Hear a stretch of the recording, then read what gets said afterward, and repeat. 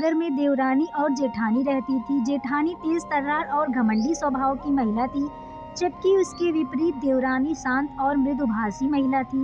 उन दोनों की कोई संतान न थी। इस कारण दोनों ही बहुत दुखी और परेशान रहती थी। संतान प्राप्ति हेतु जो कोई उपाय और पूजा पाठ लोग बताते थे, वे सब करती थी, परंतु दोनों अभी तक संतान सुख से वंचित थी। एक बार उन दोनों को एक महिला ने बताया, नगर में एक बहुत सिद्ध महात्मा आए हुए हैं। उनके दर्शन मात्र से ही लोगों का कल्याण हो जाता है। वे जो भी उपाय बताते हैं, उनको करने से व्यक्ति की मनोकामना शीघ्र ही पूर्ण हो जाती है। उनके आशीर्वाद से कई लोगों को संतान की प्राप्ति हुई है। तुम दोनों भी जाकर महात्मा जी से आशीर्वाद प्राप्त कर लो। ये सुनकर वे दोनों महात्मा के पास पहुंच जाती हैं और उनको प्रणाम कर अपनी समस्या बताती हैं। उनकी समस्या सुनकर महात्मा जी कहते हैं, तुम्हारी समस्या का उपाय है तो पर बहुत कठिन है, कर सकोगी तुम दोनों? जी महात्मा जी, उपाय कितना भी कठिन क्यों न हो, हम दोनों जरूर पूरा करेंगी। महात्मा की बात सुनकर दोनों एक साथ बोल उठी। उनकी बात सुनकर महात्मा बोले, इस बार आने वाली अमावस्या को तुम दोनों 1 साल के अंदर के बच्चे के जन्म के समय के बाल लेकर आना, यानी जिस बच्चे का मुंडन संस्कार ना हुआ हो। याद रखना, बाल कटे हुए ना हो, जड़ से उखड़े होने चाहिए। उन बालों से मैं एक ताबीज बना दूंगा, जिसे पहनने से तुम्हें वर्ष भर के अंदर संतान सुख की प्राप्ति होगी।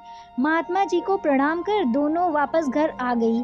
अब वे ऐसे बच्चे की तलाश में जुट गई जो 1 वर्ष का ना हुआ हो और उसका मुंडन संस्कार भी ना हुआ हो। सौभाग्य से उन्हें एक बच्चे का पता चला जो खेत में काम करने वाली महिला का था। अमावस्या का दिन आया तो दोनों खेत में जा पहुंची और वहीं बैठकर इंतजार करने लगी कि महिला बच्चे के पास से हटे तो वह बच्चे के बाल ले सके।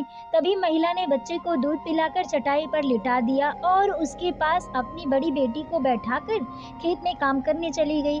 जब दोनों ने देखा कि महिला चली गई तो वे बच्चे के पास आई और लड़की से कहा, जाओ खेत में तुम्हें तुम्हारी माँ बुला रही है, तब तक हम बच्चे का ख्याल रखेंगे। लड़की चली जाती है। उसके जाते ही जेठानी ने बच्चे के बाल मुट्ठी में पकड़कर नोच लिए, जिससे बच्चा तड़प उठा और जोर जोर से रोने लगा। उस दूध मुहे बच्चे का करुण रुदन सुन देवरानी के आंखों में आंसू आ गए। वह उसे गोद में उठाकर सिर सहलाने लगी। तभी उसकी जेठानी बोली, अरे ये क्या कर रही हो, जल्दी से बाल उखाड़ कर चलो, नहीं तो वह महिला आ जाएगी। उसकी बात सुन देवरानी बोली, नहीं दीदी, ये काम मुझसे नहीं होगा। आप देख रही हैं ना कि आपके इस तरह बाल नोच लेने से बच्चा कैसे दर्द से छटपटा रहा है। अरे पागल हो गई है क्या? ऐसे किसी बच्चे से ममता दिखाएगी तो तू कभी माँ नहीं बन पाएगी। तूने सुना नहीं था कि महात्मा जी ने क्या कहा था? इस उपाय से हमें संतान प्राप्ति अवश्य होगी। जेठानी ने कहा, नहीं दीदी, भले ही मुझे संतान प्राप्ति हो या ना हो, पर मैं किसी भी बच्चे के साथ ऐसा नहीं कर सकती। देवरानी ने उत्तर दिया, जैसी तुम्हारी मर्जी, कहकर उसकी जेठानी चली गई। इधर देवरानी बच्चे को चुप कराकर महिला के आने पर उसे सौंप कर घर आई। शाम होने पर दोनों महात्मा के पास पहुंची और प्रणाम किया। महात्मा ने दोनों से पूछा, क्या तुम दोनों बालक के बाल लेकर आई हो? यह सुन जेठानी ने तुरंत अपने हाथ आगे किए और बोली, जी महात्मा जी, आपके कहे अनुसार मैं बालक के बाल ले आई हूँ।